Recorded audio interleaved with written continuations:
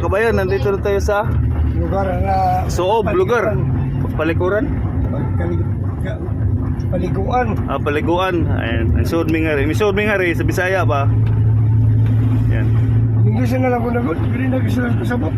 Saan man ma? We go inside the village. I don't know what is the part of here. So let's say and we try. So what is the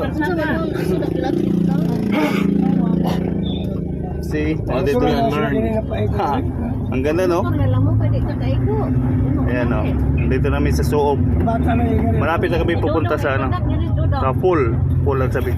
Ang ganda pala mga bahay dito, mga liit lang pero solid. Yan. Simple lang urmob. Pero para sa ako, nindot good siya.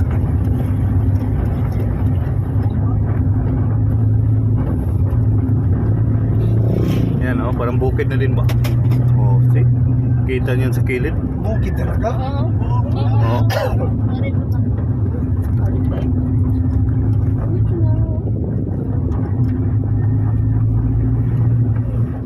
Okay kabayan. Ang sa Mulili. Hello kabayan. Andito na kami sa tuktok ng Tugatog.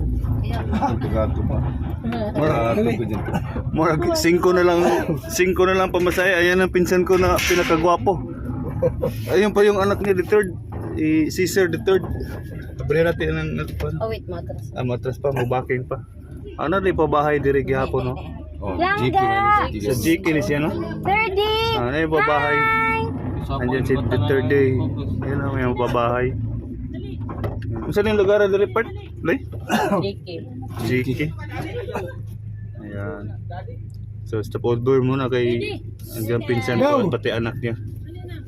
Aray, Bayan, mugalan, dito na lang mga para mabitin din kayo. Mugalan ba?